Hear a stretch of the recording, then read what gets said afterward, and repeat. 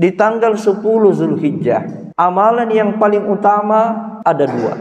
Yang pertama adalah menunaikan salat Idul Adha, dan yang kedua adalah menunaikan kurban, melakukan penyembelihan hewan. Dipersembahkan oleh semoga Anda dan keluarga bahagia serta sehat selalu. Innal hamdalillah nahmaduhu wa nasta'inuhu wa nastaghfiruh wa na'udzu billahi min syururi anfusina wa sayyiati a'malina. May yahdihillahu fala mudhillalah wa may yudlil fala hadiyalah. Asyhadu an la ilaha illallah wahdahu la syarikalah wa asyhadu anna Muhammadan wa rasuluh. Allahumma shalli wa sallim alaihi wa ala alihi wa ashabihi wa man tabi'ahum bi ihsanin ila yaumiddin. Ya ayyuhalladzina amanu taqullaha haqqa tuqatih wa la tamutunna illa wa antum muslimun. Ya ayyuhan nasu taqu rabbakumul ladzi khalaqakum min nafsin wahidah wa khalaqa minha zawjaha wa batha minhuma rijalan katsiran wa nisaa. Wattaqullaha alladzi tasaaluna bihi wal arham innallaha kana 'alaikum raqiba. Ya ayyuhalladzina amanu taqullaha wa qulu qawlan sadida yuslih lakum a'malakum wa yaghfir lakum dhunubakum wa may yuti'illaha wa rasulahu faqad faza fawzan 'azima. Wa qala an-nabiy sallallahu alaihi wasallam fa inna khairal hadithi kitabullah wa khairal hadi hadi Muhammadin sallallahu alaihi wasallam wa syarrul umuri muhdatsatuha wa kullu muhdatsatin bid'ah wa kullu bid'atin dhalalah wa kullu dhalalatin finnar. Ayuhan nas ittaqullah haqqa tuqatih wa usikum binafsi bitaqwallah faqad fazal muttaqun. Ma'asyiral muslimin, sidang jamaah salat Jumat yang dimuliakan oleh Allah Subhanahu wa ta'ala. Syukur alhamdulillah, Allah Subhanahu wa ta'ala masih memberikan kita nikmat kehidupan, nikmat usia, bisa bertemu kembali dengan 10 awal dari bulan Zulhijjah. 10 awal bulan Zulhijjah adalah merupakan 10 hari terbaik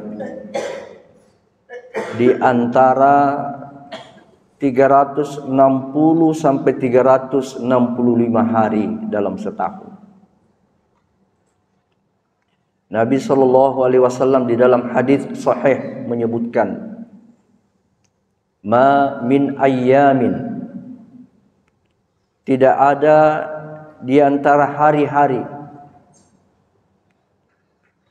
al-amalu sholih fihinna ahabbu ilallah min hadhil ayyam al-ashar. Tidak ada di antara hari-hari terbaik hamba-hamba Allah Subhanahu wa ta'ala melakukan amal-amal yang soleh yang paling dicintai selain daripada 10 hari-hari tersebut. Itulah 10 hari pertama bulan Zulhijjah. Karena itu mari kita memperbanyak amal soleh, terutama di 10 hari awal ini. Kita jaga, kita pertahankan amal-amal yang wajib, karena nilainya lebih afdal daripada amalan-amalan yang wajib yang kita kerjakan di luar hari itu. Demikian juga mari kita bersungguh-sungguh melaksanakan dan menegakkan amalan-amalan sunnat, karena amalan sunnat yang dikerjakan pada 10 hari ini lebih utama dibandingkan dengan amalan-amalan sunnat yang dikerjakan pada hari-hari lain. Di antara keutamaan daripada 10 hari itu ada disebutkan secara spesifik. Yang pertama adalah berpuasa pada tanggal 9 Zulhijjah. Inilah yang disebut dengan Saumu Arafah. Kata Nabi SAW, puasa Arafah akan menghapuskan kesalahan-kesalahan kita setahun yang lalu dan setahun yang akan datang. Kita di Indonesia ini 9 Zulhijjahnya jatuh pada hari Kamis. Dan di tanggal 10 Zulhijjah, amalan yang paling utama ada 2. Yang pertama adalah menunaikan salat Idul Adha. Dan yang kedua adalah menunaikan kurban, melakukan penyembelihan hewan. Yang kata Nabi SAW,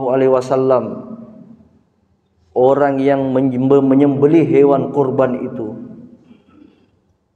rambut-rambut dari bulunya itu menjadi hasanah, satu kebaikan.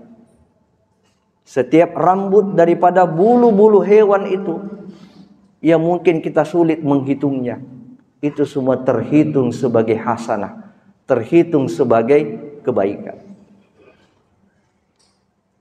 Kaum muslimin sidang jamaah salat Jumat rahimani wa rahimakumullah. Setiap kita memperingati hari kurban, maka kita selalu diingatkan dengan 2 sosok manusia teladan.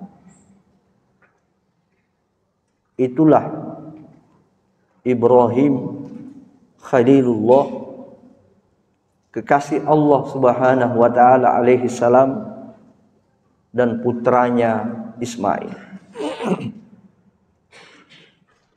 Kedua sosok inilah yang melatar belakangi disyariatkannya penyembelihan hewan kurban. Dan dari 2 sosok inilah kita hendaknya mengambil pelajaran, bukan hanya syariat berkurban, tetapi keteladanan yang ditampilkan oleh 2 sosok manusia ini. Ibrahim, sampai keteladanannya itu disebutkan namanya secara langsung, secara tertulis, secara eksplisit. Qad kanat lakum uswatun hasanatun fi Ibrahim walladzina ma'ah. Sungguh telah ada bagi kalian keteladanan yang baik pada Ibrahim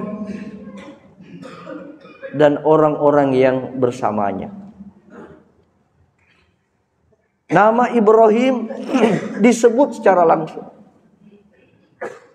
Sebagian ulama menyebutkan walladzina ma'ahu itu adalah nabi-nabi yang lain. Nabi-nabi yang lain juga adalah teladan, uswah hasanah. Tetapi Nabi Ibrahim disebutkan secara eksplisit. Disebutkan secara langsung. Bahkan 2 ayat menyebutkan itu di satu surat. Ibrahim adalah salah satu nabi yang terbanyak disebutkan namanya di dalam Al-Quran. Kalau kita punya Quran Android, masukkan kata kunci Ibrahim dalam bahasa Arab, maka aplikasi itu akan menampilkan hasil minimal 61. Bahkan ada yang mengatakan 69 kali nama Ibrahim itu disebut.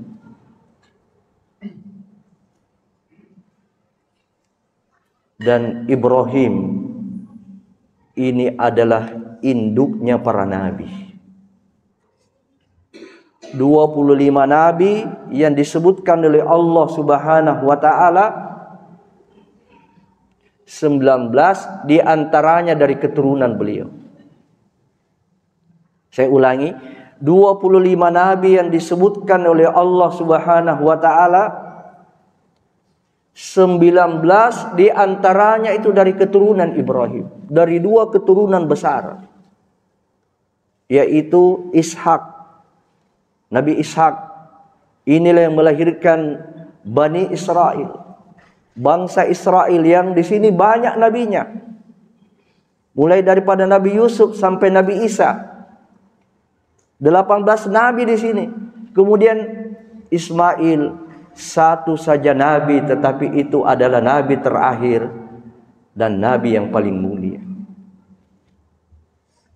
Ismail, keteladanan beliau ini juga patut menjadi contoh, patut menjadi pelajaran bagi kita. Pelajaran apa itu jamaah sekalian yang sama berbahagia? Pelajaran menjadi muslim yang hakiki, menjadi muslim sejati, menjadi mukmin yang sebenar-benarnya, bukan mukmin abal-abal, bukan hanya muslim hanya di KTP, tetapi mukmin yang hakiki, mukmin sejati. 2 pelajaran penting dari keteladanan 2 orang sosok ini. Yang pertama adalah ketaatan mereka. Tidak ada ketaatan yang melebihi kedua orang ini. Kalau kita taat sholat subuh, bangun, meninggalkan bantal dan guling-guling kita, meninggalkan kasur kita yang mungkin kita mendapatkan kehangatan dengan AC, kita tinggalkan bantal kita, kita tinggalkan guling kita dan kasur kita menuju ke masjid, itu belum seberapa. Pengorbanannya belum seberapa. Kita menunaikan ibadah haji, di mana kita harus mengorbankan dana, mengorbankan waktu, mengorbankan tenaga. Itu belum seberapa dibandingkan dengan pengorbanan Ibrahim dan Ismail di dalam rangka menegakkan ketaatan. Pengorbanan mereka ini adalah pengorbanan jiwa, pengorbanan darah. Mereka siap dan rela mengorbankan anaknya. Itu Ismail. Ismail lahir ketika Ibrahim sudah berusia 85 tahun. Jadi puluhan tahun Ibrahim itu menikah menanti datangnya seorang pelanjut risalah. Barulah di usianya 85 tahun Allah mengaruniakan Ismail. Tetapi beberapa tahun setelah itu, di usia remaja, di usia kurang lebih 15 tahun, 12 tahun sampai 15 tahun, tiba-tiba datang perintah Allah Subhanahu wa taala kepada Ibrahim lewat mimpi. Dan mimpinya para nabi itu dijamin itu adalah wahyu. Ru'yal anbiya'u fil manami wahyun. Dalam hadis disebutkan, mimpinya para nabi adalah wahyu. Dan itulah sebabnya Ibrahim harus menyampaikan ini kepada anaknya. Mimpi perintah menyembelih anak yang belum lama bersama dengan beliau. Lama dinantikan, puluhan tahun dinantikan, belum lama bersama dengan beliau, sudah diperintah untuk disembelih. Dan itulah yang dikisahkan mulai dari ayat 102 sampai 109 di dalam surat As-Saffat. Apa yang terjadi jamaah sekalian semua berbahagia? Ketika perintah ini disampaikan oleh sang ayahanda yang tidak pernah memperlihatkan rasa bencinya kepada anaknya, tetapi hanya rasa kasih sayang.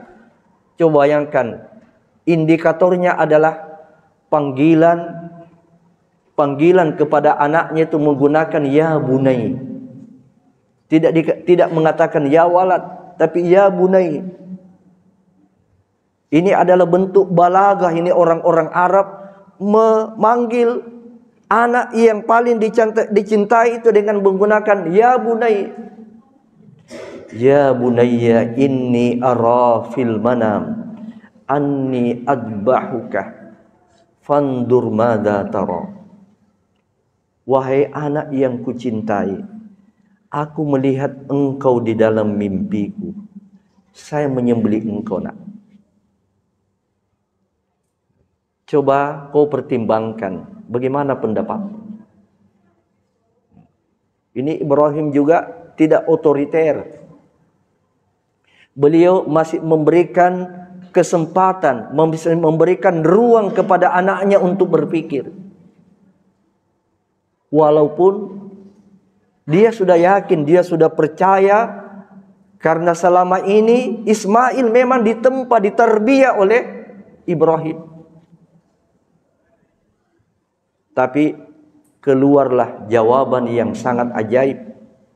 Ya abati, ini juga panggilan ya abati ini juga menunjukkan panggilan kedekatan, panggilan kasih sayang kepada ayah. Dia tidak mengatakan ya abi, tapi ya abati, wahai ayahku yang kucintai. If'al ma tu'mar, kerjakan apa yang diperintahkan. Satajiduni insyaallah minas sabirin. Engkau akan mendapati aku insyaallah di antara hamba Allah yang bersabar di dalam menjalankan perintah ini. Ini juga dalil yang menunjukkan bahwa kesabaran itu bukan hanya kesabaran menghadapi musibah, tetapi di dalam menjalankan ketaatan kepada Allah dibutuhkan kesabaran. Kita singkat cerita, kedua hamba Allah ini betul-betul mewujudkan perintah menyembelih. Maka dibawalah anak ini, kemudian di jalan setan selalu menggoda. Itulah sampai kemudian ada syariat kita melontar jumrah. Setiap mereka digoda, keduanya digoda oleh setan, maka Ibrahim dan Ismail melempar setan ini. Sampai akhirnya pupus harapan daripada setan. Keduanya benar-benar menjalankan perintah itu. Falamma aslama wa tallahu lil jabin wa nadainahu ayya Ibrahim qad saddaqta ru'ya. Inna kadzalika najzil muhsinin. Maka anaknya pun dibaringkan di pelipisnya, wajahnya menghadap ke bawah, sementara pedang terhunus sudah melekat di lehernya. Ditariklah leher sang anak ini, ditariklah pedang ini. Kedengaran ada darah yang mengucur, kedengaran ada suara layaknya sapi yang ngorok. Lalu kemudian Allah Subhanahu wa taala mengatakan, "Wahai Ibrahim, kamu sudah membenarkan mimpimu." Memang demikianlah balasannya orang-orang yang berbuat ihsan. Inna hadza lahuwal bala'ul mubin. Ini ujian. Dan wa fadainahu bidzibhin adzim. Kami tungkar leher anakmu itu dengan seekor sembelihan yang besar, seekor kibas yang besar. Maka inilah yang menjadi latar belakang disyariatkannya penyembelihan. Luar biasa pelajaran yang kita bisa dapatkan, Pak. Inilah mukmin hakiki. Inilah muslim sejati. Muslim sejati, mukmin hakiki adalah sam'an wa ta'an. Sami'na wa ata'na. Ketika mereka diperintah oleh Allah, tidak ada jawabannya yang lain. Saya dengar dan saya taat. Kami dengar, kami siap taat. Inilah yang ditegaskan oleh Allah Subhanahu wa taala di dalam surat An-Nur ayat 51. Innama kana qaulal mu'minin idza du'u ila Allahi wa rasulihi liyahkuma bainahum ayyaqulu sami'na wa ata'na wa ulaika humul muflihun. Tidak ada jawaban lain orang-orang yang beriman ketika mereka diseru untuk menjalankan hukum Allah, hukum Rasul, selain kami dengar, kami taat. Karena itu Allah menutup ayat itu dengan legitimasi wa ulaika humul muflihun. Mereka itulah orang yang beruntung sesungguhnya. Ini jamaah sekalian pelajaran yang pertama.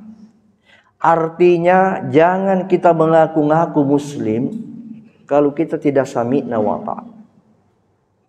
Kita tidak siap mendengar, kita tidak siap taat. Tidak ada jarak antara sami'na wa ata'na. Sebab kapan ada jarak, setan bisa masuk. Begitu dengar, kalau itu jelas dari Allah, jelas dari Rasulnya, hadisnya sahih, wa ata'na. Sebab ketika kita memberikan jarak, apalagi jarak hari, jarak bulan, itu umumnya perintah itu tidak terlaksana. Sami'na wa ata'na. Inilah ciri utama. Inilah sifat utama yang menjadi indikator seseorang itu dikatakan mukmin sejati. Yang kedua, pelajaran yang kedua jamaah sekalian. As-siqatu billah. Trust to Allah. Kepercayaan yang penuh, kepercayaan yang sempurna kepada Allah Subhanahu wa taala. Inilah teladan yang diberikan kepada kita. Dua sosok manusia ini memiliki kepercayaan yang sempurna. Kepercayaan yang komprehensif. Percaya betul kepada Allah Subhanahu wa taala, tidak ada sedikit pun keraguannya. Apa saja yang datang dari Allah, kalau itu adalah perintah, pasti perintah kepada kebaikan. Apa yang datang dari Allah berupa larangan, pasti itu larangan dari kemudaratan, larangan dari keburukan. Mereka tidak menggunakan akalnya, mereka tidak menggunakan pikirannya. Ibrahim dan Ismail bukan manusia dungu, bukan manusia bodoh yang membolak-balik akal sehat. Tapi mereka ini adalah manusia yang pintar, tidak ada manusia yang diangkat oleh Allah menjadi nabi, kecuali satu syaratnya adalah al-fatonah, cerdas. Itu syarat utama manusia yang diangkat oleh Allah Subhanahu wa taala menjadi nabi adalah fatonah, cerdas. Artinya Ibrahim ini adalah manusia cerdas, ayah yang cerdas. Ismail juga adalah ayah yang cerdas. Tetapi mereka tidak menggunakan akalnya itu untuk menanggapi perintah Allah Subhanahu wa taala. Akalnya dikalahkan oleh kepercayaannya kepada Allah. Coba kalau kita pikir-pikir, Pak, masa ada perintah suruh sembelih anak? Masa ada perintah suruh sembelih anak? Kalau itu yang terjadi di zaman ini, kita tidak tahu gimana. Perintah suruh sembelih anak. Dan masa ada anak rela-relanya, mau-maunya disembelih oleh orang tuanya. Inilah yang disebut dengan as-siqatu billah. Apa yang menjadi fondasi, apa yang menjadi dasar kedua sosok manusia teladan ini melaksanakan perintah Allah yang tidak masuk akal tadi. As-siqatu billah, kepercayaan penuh, kepercayaan yang komprehensif terhadap Allah Subhanahu wa taala. Inilah yang perlu kita bangun, Pak, kalau kita mau menjadi muslim sejati. Kita mau menjadi mukmin yang hak. Jangan sampai kita ragu dengan Allah Subhanahu wa taala. Semoga momentum awal daripada Zulhijjah ini banyak menjadi renungan, menjadi pelajaran bagi kita.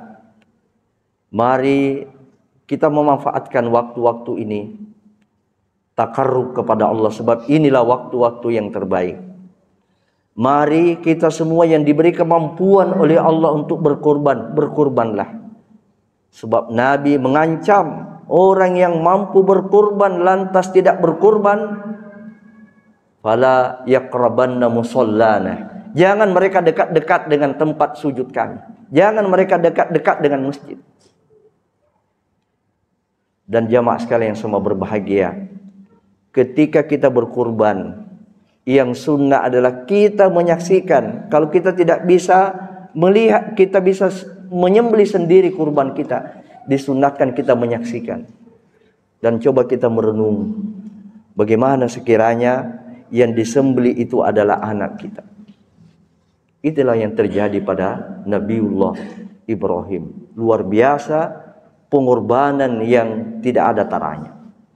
Semoga Allah Subhanahu wa taala menjadikan kita semua ini mukmin-mukmin sejati, muslim-muslim yang hakiki, mencontoh dan meneladani bapak para nabi, yaitu Ibrahim alaihissalam dan putranya Ismail alaihissalam.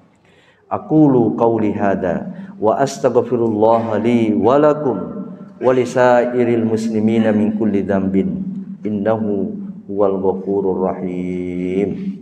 Alhamdulillahi ala ihsanih wa syukru lahu ala taufiqihi wa amtinanih. Asyhadu an la ilaha illallah wahdahu la syarika lahu ta'dhiman li sya'nih. Wa asyhadu anna Muhammadan abduhu wa rasuluh ad-da'i ila ridwani. Allahumma salli wa sallim alaihi wa ala alihi wa ashabihi wa ikhwani. Qala Allah ta'ala fi kitabihil karim, ya ayyuhalladzina amanu taqullaha wal tandur nafsum ma qaddamat lighad wattaqullaha innallaha khabirum bima ta'malun. Wa qala Allah ta'ala aidan, innallaha wa malaikatahu yusholluna 'alan nabi ya ayyuhalladzina amanu sallu 'alaihi wa sallimu taslima. Allahumma salli ala Muhammadin wa ala ali Muhammad kama shallaita ala Ibrahim wa ala ali Ibrahim. Wa barik ala Muhammadin wa ala ali Muhammad kama barakta ala Ibrahim wa ala ali Ibrahim fil alamin innaka Hamidum Majid. Allahumma ghafir lil muslimina wal muslimat wal mu'minina wal mu'minat al ahya'i minhum wal amwat innaka sami'un qaribun mujibud da'wati ya qadiyal hajat. Allahumma rabbana zalamna anfusana wa illam taghfir lana wa tarhamna lanakunanna minal khasirin. Allahumma rabbana la tuzigh qulubana ba'da idh hadaitana wa hab lana min ladunka rahmah.